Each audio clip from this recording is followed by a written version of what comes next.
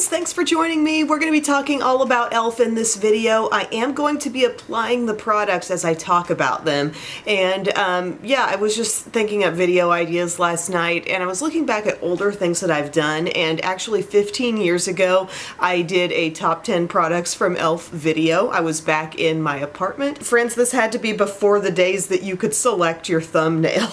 I mean, video did great on views, 258,000 views. I checked the info box and I was mostly focusing on products that were around $1. So it was just another era of e.l.f. And I thought, now here 15 years later, let's do it again, and I'm going to be applying the things as I talk about them. I'm not going to do like a 1 to 10, here's the end of the top 10 leading up to the very best product. I'm doing them more in chronological order. So it's a top 10, it's a grouping of the best things, but I got to share them in a way that makes sense to also be able to apply them, because many of you all agree that it tells you more when a product is applied and explained rather than just simply explained. So yeah, let's get going. I spent like an hour on the couch last night, like going over this, taking things out, putting things in. It took me a bit, but I figured it out. I've settled on a very, very good top 10. So first thing I'll mention is the skincare item. This is the e.l.f. Holy Hydration Face Cream. This is the one thing I won't be putting on because this is what I do at night, actually. Every night after Estee Lauder Advanced Night Repair, a super iconic nighttime skincare product.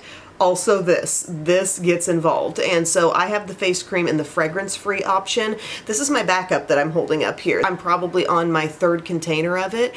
I do think it's pretty sensitive skin friendly. I took a little break from it when I was having my eczema flare-ups because I had gone strictly to Vanity Cream products because I was like freaking out. I've definitely fully gone back to that as my night cream now. I use it all over the face, and I'll use the Vanity Cream, the really thick, rich cream on my under eye area as my eye cream. But I just think it's so good. I think it's so hydrating. It really is quite rich. It's rich, but it's not greasy. It definitely makes your skin feel like it's taken a drink, you know? And I think it could be used fine pre-makeup if you want to. It's just kind of solidified itself in my routine as my night cream, and I love it. I think it's great. I think this Holy Hydration line has many stars in it. The hand cream is good. The lip mask is good. I know there's a hyaluronic acid serum you could get into. So there are many things worth trying. It says with hyaluronic acid and peptides. It's actually classified as being for dry, oily, or combination skin, but it comes in a regular and the fragrance-free option. I always use the fragrance-free, and I'm just a big fan. Number 2 on my list. I know a lot of people are big on the gripping primers from e.l.f. I feel like that's what I hear the most buzz about in terms of really drugstore primers in general, but I think a really great one from e.l.f. is the Liquid Poreless Putty Primer. I've been using this more and more lately and seeing really consistent results with a variety of different foundations. So you're just gonna squeeze it out and get like a pearl-sized amount of it, and I go all over my skin, and I do see somewhat of an immediate blurring effect. But it's not drying at all. And so that's why I think a lot of people are gonna like this if you haven't tried it yet. You see that immediate, like just across my nose, where I know I can see pores, an immediate kind of blurring effect. But it's easy to spread, it's smooth. It's really the polar opposite in terms of the experience of just smoothing it on your face from the gripping primers that e.l.f. makes. But your skin just feels like soft, smooth, hydrated, but also blurred. Like, I guess I'd have to say it's kind of close to a Benefit Professional Hydrate, but maybe even a little more hydrating than that. I just think it's a really good combo of functions in one primer. Now, my loves, I did not put a foundation product in this top 10 from e.l.f. Some of you may disagree with me, and feel free to do so, but I just felt like, am I as wild about a foundation from e.l.f. as I am other drugstore foundations currently from other brands? And I'm really not. So for that reason, I felt like it wasn't worth working it into this top 10. Plus I had so many other things that I was even more enthusiastic about. Just things from e.l.f. that were fighting to get in this top 10. So I am going to be using the e.l.f. Soft Glam Foundation right now, and I'm going to be using it so I can explain a product that is in my top 10, and it's the e.l.f. Duo Complexion Brush. This thing is gold, okay? I really would advise this for somebody who's looking for the best product to blend out foundation and concealer. I've created kind of like a two-step thing with this on getting your concealer blended in, using that small side, helping your concealer take up more room on the face, and then dabbing it in with the larger side. It's really a perfect size, I feel like, for buffing in a coverage product. So I'm going to use this today, but just know this is not part of the top 10. I think this is good. I just don't think it has as reliable of staying power as a whole handful of different things that I like from other brands. So she just hasn't earned her way into my personal top 10, but if you love this, I mean, it's still a good foundation. I do like the look a lot. It's Soft Glam Foundation, which I wear in the shade 25 Light Neutral. We're getting our pearl-sized amount. And I do feel like sometimes the staying power is what a lot of things hinge on for me, because I just feel like a lot of things look good as soon as you apply. And staying power just tends to be the thing that sort of sets them apart. So I'm going to demonstrate this brush though. Look at how I'm just dabbing in. Dab, dab, dab. It's a really good size for covering a great deal of surface area and preserving coverage. You don't feel like you're swiping over your product a million times. Like, this is just the definition of a product that you see used a lot in my videos. Rarely does it get the specific hype that it deserves. Great for buffing. I could see this even being used with like a Bare Minerals kind of product too, or a powder foundation. With a lot of powder foundations, I would probably take this end, use that to blend out my concealer, and then you could buff in powder with this. It did a really excellent job blending this out. You're going to continue to see this working in my concealer, which is part of the top 10. Two different concealers are getting mentioned. This is number 4 in the list if you're keeping track. This is the e.l.f. Putty Color Correcting Eye Brightener. This comes in a number of shades. I wear fair, and if you're a fan of the Becca and Smashbox Under Eye Brightening Corrector, you're going to love this. One of the keys to the product is when you get it, you want to like push down into the product to really generate that creaminess. It's almost like breaking a seal in the product. I've heard Bobbi Brown talk about her Jones Road things this way. Like, you got to press down in, and then you will truly see that creaminess level that really reminds you of the product from Becca. But I love how brightening this is. I did a very in-depth video on this that I still stand behind and would advise you watch if you're on the fence about this product. You're just wanting a lot of details and comparisons. It's just fantastic. So I'm getting a little on the tip of my finger, and then I'm just dabbing it here on the dark under eye zones, and maybe a little bit out here too, because it can give, I don't know, just a little more lift, just some added brightening out there. What can you blend this in with? You could use your fingers. You could come back to the little golden child brush here. Notice how I'm going to the smaller end. And I do this on a bigger scale with liquid concealers, taking the small end, making that concealer take up a bit more space, not doing a full blend, but just swiping it around and then dabbing over it with the larger side. And I call that coverage preservation, because as you're spreading with the small side, you're keeping that concealer from being eaten up by a sponge or larger brush. You're spreading it out, you're making it really go over the full surface area that you're after. And then this, I mean, we're just dabbing.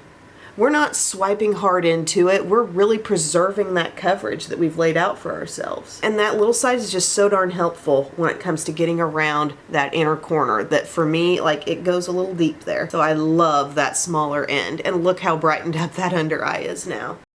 First day with the Peppermint Mocha Creamer. Loving it. I also put up my Christmas decor over the weekend. Not in this room yet, but all over the rest of the house. I am a one-day kind of get almost everything done person. All I need to pull out is my nativity set. Like, I'm there with it. But okay, let's move on to number 5 on the list already. So as you can see, a lot of good complexion things. But I would have to mention this concealer as well. So this, you know, it could stop here with this. Like I said, if you feel like that's enough coverage for you, you can do that. But it's actually a really good product to be layered with another concealer because it is so nicely hydrating. So think about the e.l.f. Hydrating Camo Concealer.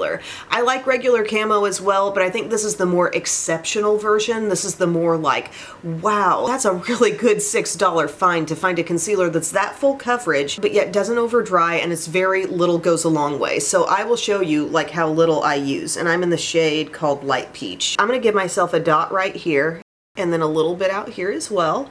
And then I'm going to use it kind of as a means of brightening and concealing other parts of the face, like around my nose. Little tiny dots, not applying a lot of pressure.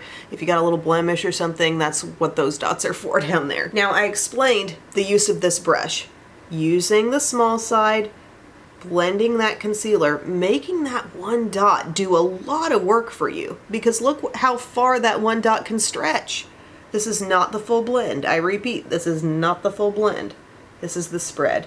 I think e.l.f. Complexion Duo Brush has proven herself to you so far. She's useful. And then you could go patting in. But I need to be able to explain my next winner, which is a sponge from e.l.f., the e.l.f. Total Face Sponge. So I'm just going to use my small side to do its work, spreading the dots, because a sponge will kind of eat up those small dots. And we've just patched it around, okay? e.l.f. Total Face Sponge. So we're talking a tool that can be used for foundation blending, concealer blending. The cut of it, it's like a Real Techniques sponge. It's got that flat angle if you want to work with that. But part of why I love this sponge is the unique texture that it has that reminds me so much of the classic Beauty Blender. Like, she's really soft, really soft, and really nicely coordinated with that makeup headband. That's a Dollar Tree find, by the way. It's just that little bit more texture on the outside where it's different from just the straight up super softness of a Real Techniques sponge. And something about that slightly more porous texture. I mean, we're talking a slight difference here, but something about that I feel like grabs and blends product even better. So I'm just dabbing over, and if I were still using the double brush, I would just be using that big end right now. But this is pretty much my MVP sponge right now. So dabbing it around and then feeling like, hey, there were some areas that that sponge didn't hit the best. So I'll just continue on and use that small end here. We've layered two products, but we didn't over apply either of them. We use them in the smartest, most efficient way possible. So this sponge is number 6 on my list. So just to review so far, we named the Holy Hydration Face Cream, the Liquid Poreless Putty Primer, the Complexion Duo Brush, the Putty Corrector, the Hydrating Camo Concealer, and now the Total Face Sponge. 6 amazing products from e.l.f. that really stand out, not just in e.l.f.'s own line, but as I was naming the top 10, I wanted to think, like, are these products stars among other drugstore things too? Like, would this stand out among other drugstore sponges? Would the concealer stand out among other drugstore concealers? I have several concealers that are up there, but the e.l.f. ones are definitely some of the best. So I've set my face. I went ahead and used the e.l.f. Halo Glow Powder. I used the Pinky Puffs, which, yes, I love the Pinky Puffs, but they didn't quite make it into this top 10.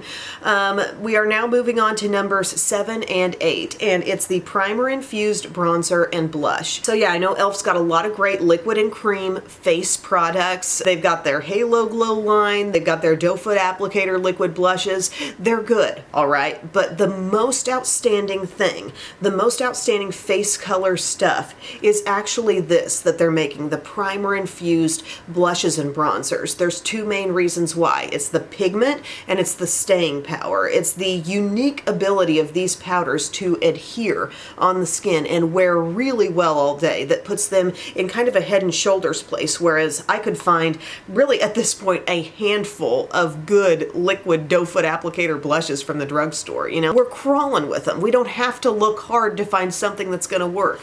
These are unique in my book. I want to try more shades of them. But the bronzer comes first. This is my number 7 product, and I have this in the shade Fresh Tan. It's called Primer Infused Matte Bronzer. It's just a simple packaging design. There's nothing flashy with it, but this product is fantastic. I mean, I love the way it goes on. I can build it up slowly. It's not scary. Just over one side of my forehead, I'm like, yeah, maybe I have seen the sun a little bit, but it's the adherence of the powder. And I noticed this from back when the primer infused line was first released, and it was quite a while back, and it's had a little renaissance. They've kind of pushed it forward in terms of promoting it or releasing some new shades and stuff, and I'm so glad they did because it's a really awesome part of e.l.f.'s line. So this is my BK Beauty 107 brush that I'm using.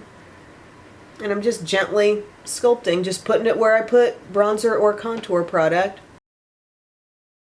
It's the kind of thing that if you put a swatch on your skin, you actually blend over that powder swatch and you notice it staying in place. You notice that swatch staying on your finger longer. There's just something about this formula. It gives you kind of the pure pigment feel, I guess. Just really enjoyable. I'm bronzing myself up quite a bit because I just felt like I was lacking in that department. And I was a little puffy this morning. I don't know if it was the new recipe I made last night, probably high in sodium, I don't know. I made that viral Buffalo Wild Wings garlic parmesan chicken pasta in the crock pot. Let's blame that. I'm letting whatever's left on the brush kind of come upward onto my cheeks a little more. But this never looks like a heavy cakey powder. It just does the job of bronzer, but does it in a really long lasting, really effective way. And then the blush that I have, this is the shade called Always Vibrant. I love this.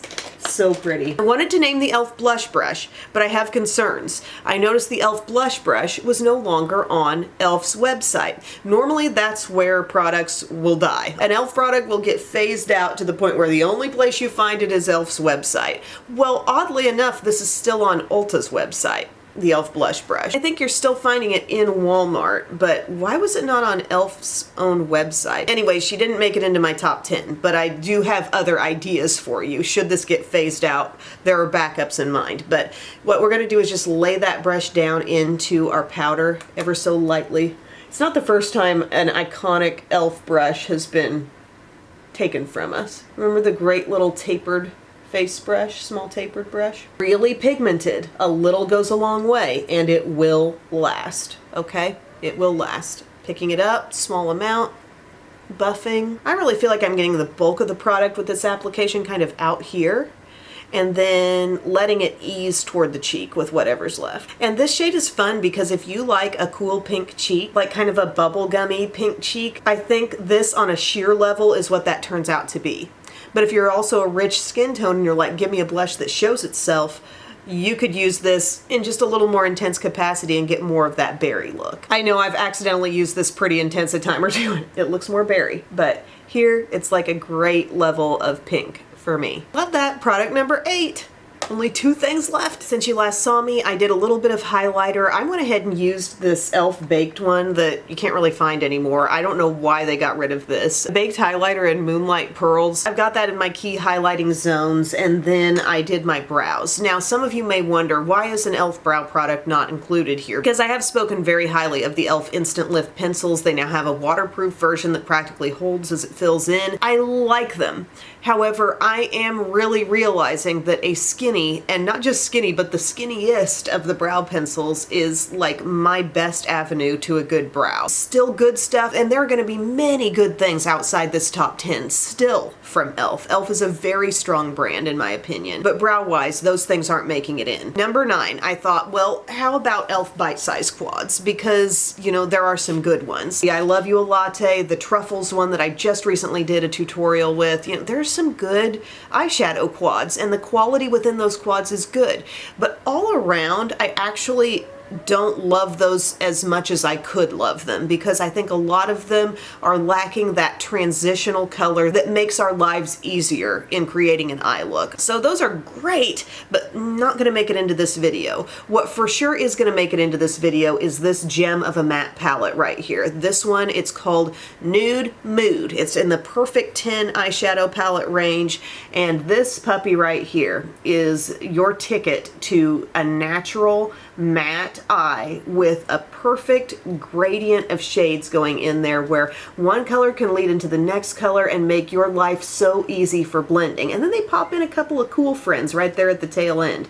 But like these rosy browns, they're actually kind of unique in terms of their tone. But I love working with this palette because I love the ease of blending. I've used it in multiple videos, really somewhat recently. They have a warmer take on this. If you're into that, I'll just pop that up. It's this one. It's got a little plum in it and a little more like kind of orangey warmth, but this is the most like all-encompassing goodness right here. And the Perfect 10 eye palettes were something that also e.l.f. kind of re-promoted, like they did the primer infused stuff. When these first came out, the packaging was a little different. It was like in black packaging, a little more rounded off at the edges, but I think they've really laid into a good formula here, a good product, and this is just a great basic to have on hand. So you're gonna see me put together that eye look today. I'm gonna go into, let's see, let's do this color right here. that one. They don't have names, but it's like the soft brown in between two little bit deeper browns. And I've already put on Milani eyeshadow primer, okay? Key point there, Milani eyeshadow primer. If you would like to continue seeing more top 10s for other brands, let me know, because I really like this kind of video, and I like applying as we go because I think the applications tell so much. So here we are with the Profusion crease brush. We're just making this go back and forth in the crease.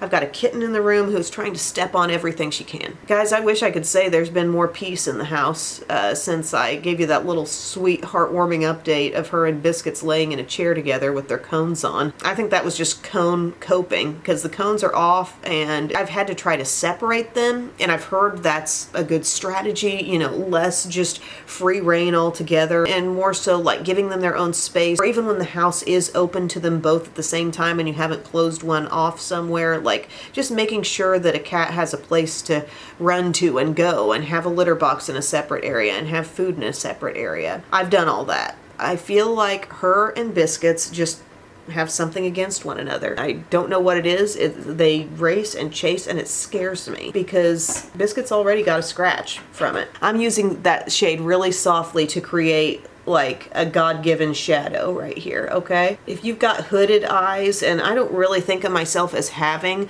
super hooded eyes, but as you age, your face at rest, everything does start to like just go down a little bit, and therefore I think the shadow has to come up more. So you see me more on purpose when I talk about the crease. Yeah, it's crease, but it's above the crease too for lift. So I'm just building that same shade up a little bit more. And you see how natural that looks? It is giving kind of an oddly rosy brown look. I always kind of marvel at the way these colors sheer out. They're so pretty and they're so like naturally occurring seeming. There's definitely an even rosier one. We're still working with that shade right there. Really happy with the way this is looking. We're getting that natural depth just raised up. And then we can go a step lighter without even being to a full-on highlight. And that's this shade right here that's a little bit peachy. Go into some of that and hit the border of what you've just been working on blending. And the smoothness you're going to witness is so good. Just go over the edge. Textures on these shadows, they're soft but not too soft. When you put your brush in, you might notice a little bit of powdery kick up, but it's not overwhelming, not concerning to me. Then take one of your lightest guys down here at the end. Let that come right up under. Uh-oh, you don't want to be in here. I thought we were going to have a major cat clash just then, but all Rosie wants is to let me know that she wants into the girls' room. Bless her heart. She tries to steer clear of conflict most of the time, but sometimes Pumpkin Spice catches her off guard and just jumps her. So it went mid-tone, lighter mid-tone, and then lightest shade, leading to right up under the brow. Now we think, how can we add a little richness? So going deeper than that shade, let's go to the shade right next to it. It's like a brown that you'd swear has a little bit of plumminess in it, perhaps. And I'm just buffing that into the actual crease. Maybe just slightly above, but not as far above as we went with the other shade. Easy little buff there. Now let's show you how some of this applies with just a flat brush. I'm going to go to that same shade that I was working with, pick it up on my Morphe flat brush. You can see she's pigmented. What you see is what you get.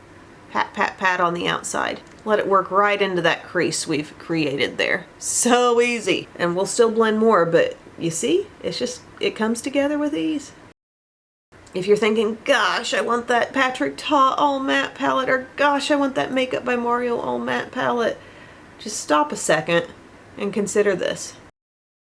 Heck, I mean, seeing how long this has been around, a lot of you might have this lurking in your own collections.